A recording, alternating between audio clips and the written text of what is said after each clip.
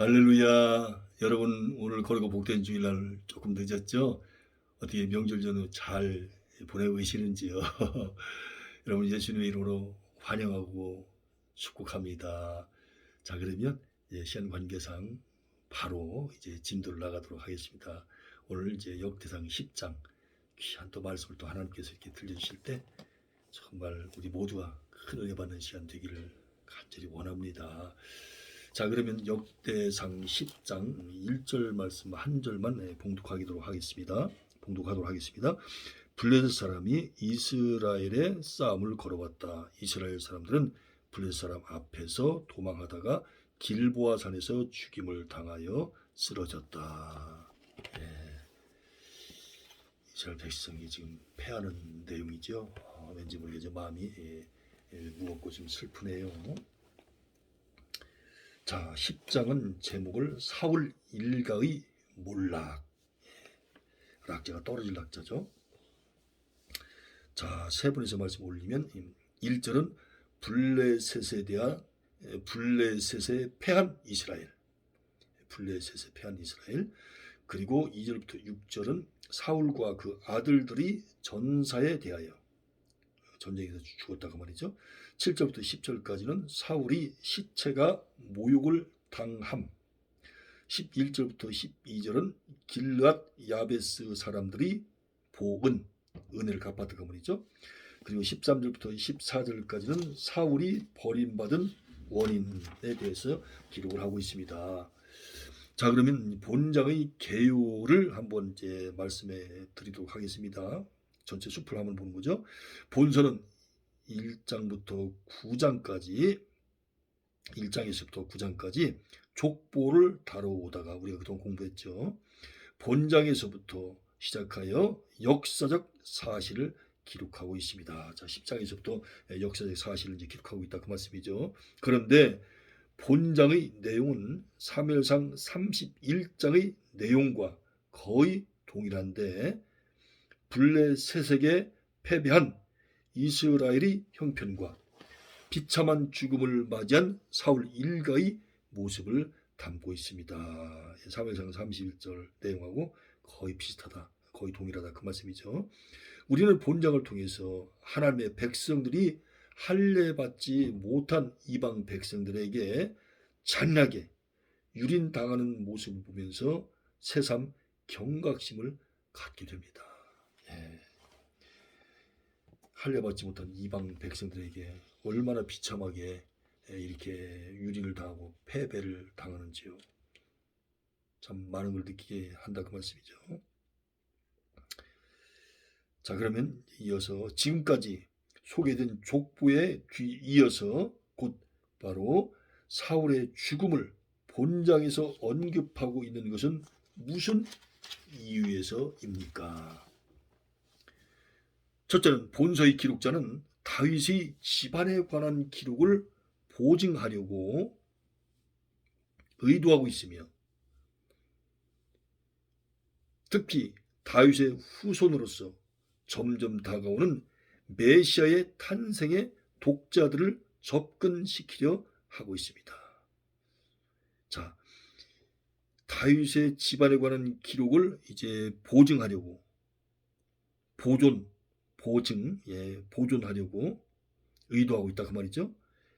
다윗의 집안에 관한 기록을 보존하려고 의도하고 있으며 특히 다윗의 후손으로서 점점 다가오는 메시아의 탄생의 독자들을 접근시키려 하고 있다. 자, 그럼 다윗의 후손을 갖다 이렇게 등장시키는 이유가 바로 뭐예요? 예수 그리스도의 탄생을 이제 말씀하고 싶으셔서. 그래서 독자들을 자꾸만 그쪽으로 이렇게 시선이 가도록, 관심이 가도록, 집중하도록 그렇게 하고 있다 그 말이죠. 그러므로 사울의 재위 기간 동안의 시세에 대해서는 전혀 언급하지 않고 사울이 이제 왕으로서 이제 정치를 한 거에 대해서는 일절 말하지 않고 곧장 그의 죽음을 기록함으로써 그 이후부터 전개되는 다윗에 대한 기록을 언급하려 하고 있는 것입니다. 그러니까 역대상은 누구 얘기라고요? 다윗에 관한 얘기다. 근데 다윗에 관한 얘기를 왜 기록했다고요? 먼 훗날에 다윗의 후손 가운데서 예수 그리스도, 메시아이신 예수 그리스도가 탄생되어지니까, 그래서 이렇게 이제 기록하게 되어졌다, 그 말씀이죠. 자, 이번에는 2절부터 7절까지 말씀을 가지고 이스라엘과 블레셋 사이의 전투 결과는 어떠했습니까?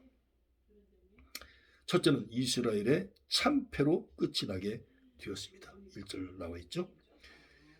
더구나 사울은 그의 세 아들과 함께 길보아 산에서 죽임을 당하고, 어디에서 죽임을 당했다고요? 길보아 산. 자, 그런데 아들 몇이 죽었다고요? 3명.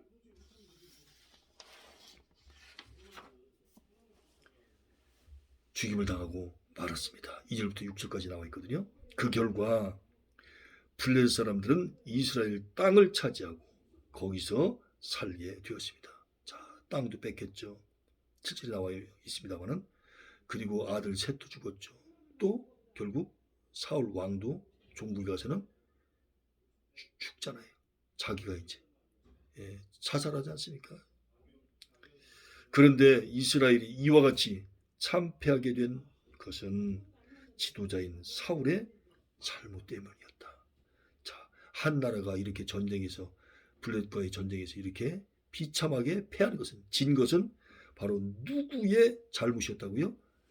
그 이스라엘의 왕인 사울 왕의 잘못 때문에 이렇게 한 나라가 전쟁에서 졌다는 겁니다. 그러니 한 나라의 지도자가, 옛날에 왕이고 오늘날은 대통령 아닙니까? 우리나라 3월 9일 날 얼마 남았잖아요. 대통령 뽑는데 진짜 잘 뽑아야 된다고 하는 것을 이 말씀을 통해서 다시 한번 우리에게 보여주고 있고 교훈해주고 있는 거예요.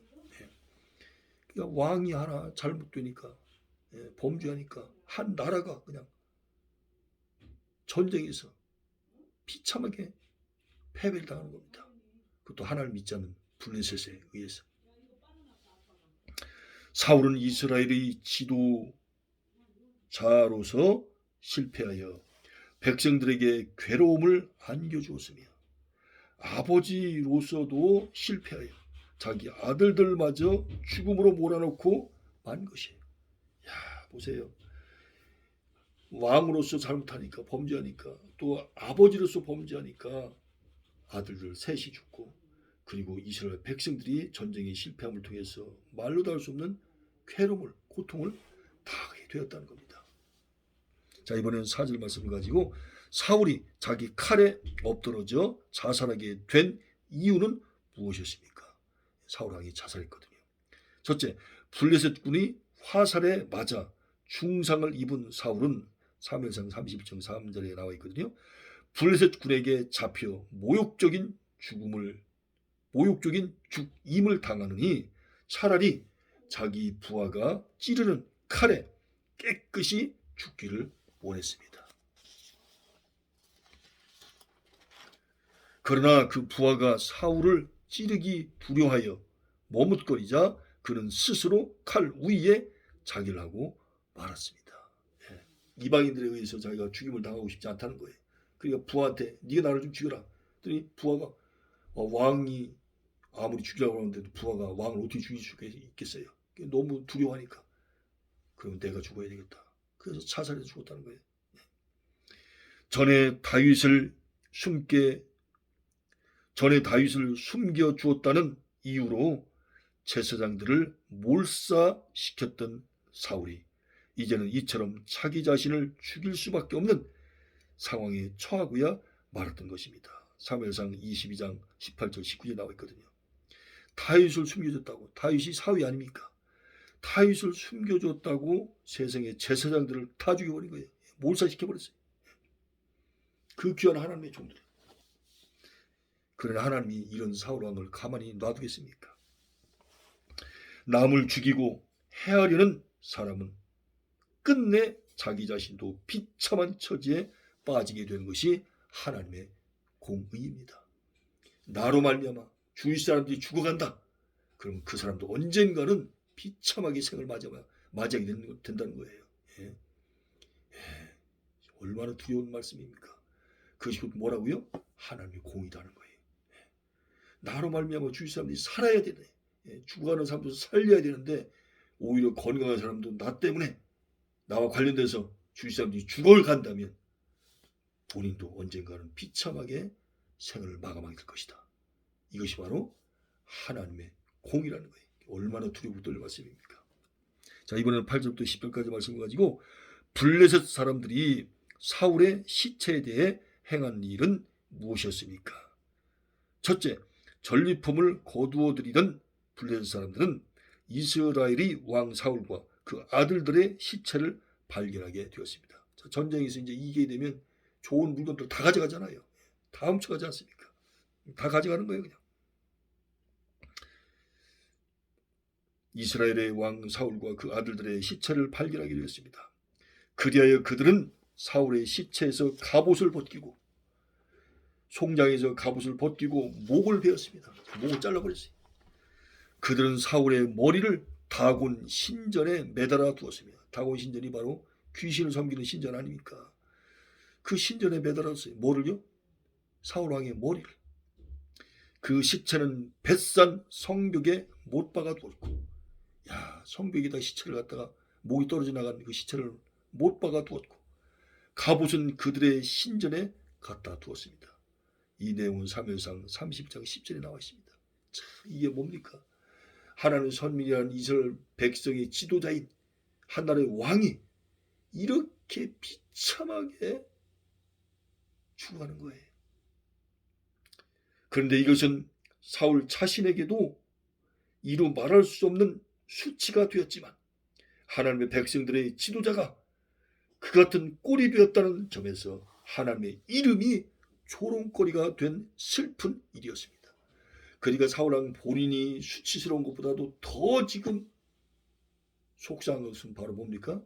하나님의 이름이 조롱거리가 됐다는 거예요. 이게 더 슬프다는 거예요. 이게 더 마음이 아픕니다. 그 말이. 우리의 죄는 이처럼 우리들 자신을 수치스럽게 하며 부끄럽게 하며 심지어 하나님의 거룩하신 이름에까지도 욕을 끼치게 하는 것입니다. 자, 이번에는 11절 12절 말씀을 가지고 사울이 당한 일을 알게 된 길랏 야베스 사람들은 어떠한 행동을 하게 되었는지 그 부분을 알아보도록 하겠습니다. 길랏 야베스 사람들은 이전에 암몬의 침입을 받았을 때에 사울을 통하여 구원을 받았었기 때문에, 자, 암몬이 쳐들었을 때 이제 사울 왕이 도와줬다고 말이죠. 사울이 당한 일에 대해 너무나 가슴이 아팠습니다. 사무엘상 11장 1절부터 11절까지 말씀을 참조하시기 바랍니다. 네. 제가 아니 그 저녁을 못 먹어서 그런지 몰라도 계곡물 소리가 납니다. 여러분이 널리 양해해 주시고 또 죄송하기도 하고 그러네요. 생년상이 일어나서요. 그리하여 그들은 용사들을 선발하여 사울의 시체를 찾아오도록 했으며 그 뼈를 야베스 에셀나무 밑에 장사 지내고 7일 동안 금식하였습니다. 야, 이 길랏 야베스 사람들은 참 이런 데서 뭔가 은혜를 하는 사람들이죠. 예. 자기들이 어려움을 당했을 때, 자기들이 어려움을 당했을 때 이렇게 도와줬던 사울왕, 비참하게 생을 마쳤지만 이렇게 놔둬서 되겠는가? 우리도 은혜를 갚자. 그래가지고 이제 그 뼈를 야베스 에셀나무 밑에 장사 지내고 7일 동안, 일주일 동안 금식을 했다 그 말입니다. 이처럼 금식을 했다 그 말이죠. 이처럼 사울이 생전에 한 선행이 죽은 후에라도 보답을 받게 된 것입니다. 그러므로 우리는 선한 것으로 심으면 선한 열매를 얻게 되며 악한 것으로 심으면 악한 것으로 거두게 된다는 성경의 교훈을 다시 한번 되새기게 됩니다. 갈라디아서 6장 7절부터 10절에 나와 있지 않습니까? 또한 우리에게 베풀어졌던 은혜에 대해서 결코 잊어버리지 않고 보답할 줄 알아야 한다는 사실도 교훈받게 됩니다. 우리가 하나님부터 받을 은혜가 얼마나 큽니까? 또 우리 주위 사람들로부터 우리가 또 얼마든지 그 은혜를 받을 수 있잖아요. 그래서 하나님 앞에도 은혜의 갚아야 되고 사랑의 빚을 갚아야 되고 또 우리 이웃에 있는 분들, 우리 자신에게 도움을 줬던 분들 그 은혜를 잊어버릴 수 없잖아요. 또 그 은혜를 또 우리가 당연히 갚아드려야 되겠죠. 그걸 다 보은이라고 그러잖아요. 보은, 은혜에 보답한다. 은혜를 갚는다. 그래서 보은이라고 그러죠. 자, 이번에는 13절 14절 말씀을 가지고 사울이 죽게 된 원인이 무엇인가? 거기는 큰 원인이 있다고 말이죠. 사울 죽게 된 데는 큰 원인이 있다는 거예요. 이스라엘 첫 번째 왕, 초대 왕 아닙니까? 첫째, 그 왜 죽임을 당했는가? 왜 죽었는가? 첫째는 여호와께 범죄하였기 때문입니다. 왜 그렇게 비참히 죽었다고요? 그리고 이스라엘 나라가 왜 패했다고요? 하나님께 범죄했기 때문에, 여호와께 범죄했기 때문에. 자, 한 나라의 지도자가 이렇게 중요한 겁니다, 여러분. 이렇게 중요한 거예요. 그러니까 지도자를 아무나 뽑으면 안 됩니다. 하나님께 충분히 기도하시고 하나님의 응답이 떨어지면 그 응답이 떨어진 대로 행동을 하셔서 지도자를 뽑아야 됩니다. 얼마나 중요한 말씀인지 몰라요. 이게. 한 나라가 통째로 그냥 날아가 버리잖아요. 이 전쟁이 져가지고요. 둘째로 예를 들어서 자 그러면 그 범죄한 내용을 구체적으로 한번 알아볼 겁니다. 자, 하나님 앞에 여호와께 범죄했다고 했잖아요. 그럼 그 도대체 뭘 범죄했느냐? 그 범죄한 내용이 뭐냐? 그걸 한번 자세하게, 상세하게, 구체적으로 한번 말씀을 올리면 아말렉 사람을 모조리 죽여 없애버리라. 멸절이죠. 멸절. 멸절하라는 말씀에 불순종해요. 아각 왕을 살려뒀어요. 왕을 살려둔 겁니다. 하나도 남김없이 다 죽이라고 그랬는데, 멸절시키라고 그랬는데 그 아각 왕을 살려두었으며 그곳에서 탈취한, 그곳에서 빼앗은 짐승들도 죽이지 않고 남겨두었던 것입니다. 사무엘상 15장 8절 9절이 나와 있지 않습니까? 하나님 다 죽이라고 했는데 이렇게 몇 개를 또 아각 왕도 살려둔 거예요. 다 욕심 때문에 그렇죠. 또한 사울은 왕으로서 할 수 없는 제사의 직무까지도 사무엘을 대신하여 행함으로써 하나님 앞에 큰 죄를 범하였습니다. 사무엘상 13장 8절부터 14절. 제사는 누가 지내야 돼요? 사무엘이. 또 제사장이 지내야 되지 않겠습니까? 그런데 세상에 제사장의 일을 제사장이 하지 못하게 아무리 한 나라의 왕이라 할지라도 급하다고 무섭다고 그래가지고 자기가 제사를 갖다가 드리는 거예요. 이게 있을 수가 있는 일입니까? 이게 완전 월권 중에 이런 월권이 어디 있겠습니까? 세상에. 언제 하나님이 사울 왕에게 제사장의 직무를 감당하라고 했습니까? 그런 적이 없잖아요. 그런데 자기가 나서 드린 거예요. 사무엘 선지자가 엄연히 있는데 그 제사 드리는 것은 사무엘에게, 그 사무엘 선지자에게 허락을 했는데 세상에 이런 행동을 취하고 있는 겁니다.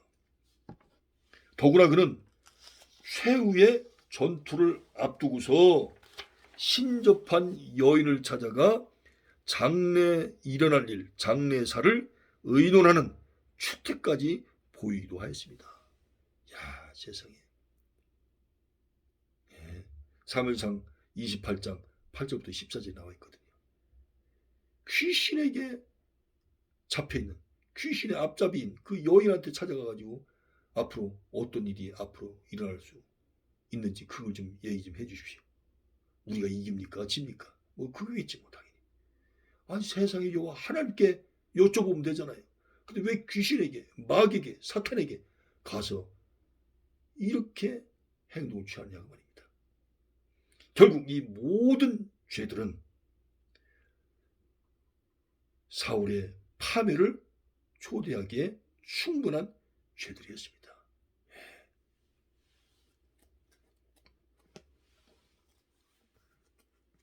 다시 한번 사울 왕이 지은 죄, 그걸 정리해서 요약해서 말씀을 올리면 첫째는 바로 뭐라고요? 아각 왕을 살려두면 안 되는데 살려줬다. 그리고 빼앗은 짐승들도 죽이지 않고 남겨뒀다. 두 번째, 제사의 직무를 사무엘 선지자가 해야 되는데 자기가 대신했다고 말해요. 그리고 세 번째는 귀신에게 잡혀있는 귀신 앞잡이인 그 여인에게 앞으로 일어날 일에 대해서 물어봤다는 거예요. 전쟁이 이길 거냐 질 거냐 쉽게 말하자면. 아니, 하나님께 여쭤봐야 되잖아요.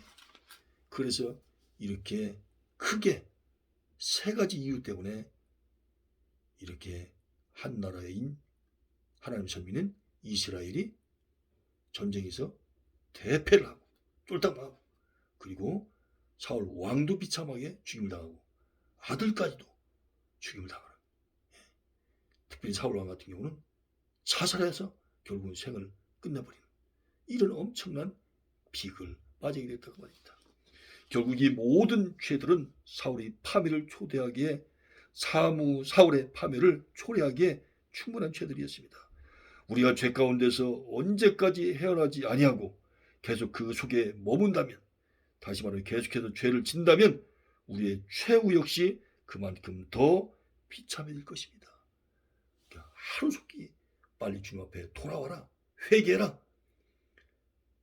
철저히 주님 앞에 무릎 꿇고 과거죄, 현재죄, 미래죄 철저히 회개하고 완전히 예수님의 참된 제자로서, 작은 예수로서 새로운 삶을 살아가야 된다.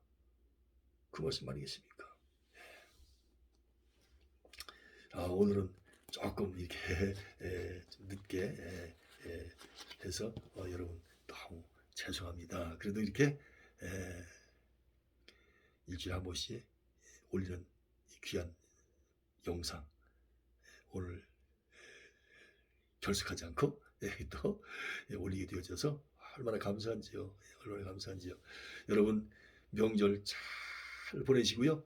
또 우리 다음에 또 뵙도록 하겠습니다. 여러분 이번 한 주도 예수님 안에서 승리하십시오. 그리고 건강하십시오. 여러분 예수님 안에서 사랑하고 축복합니다. 여러분 건강하세요. 감사합니다. 고맙습니다.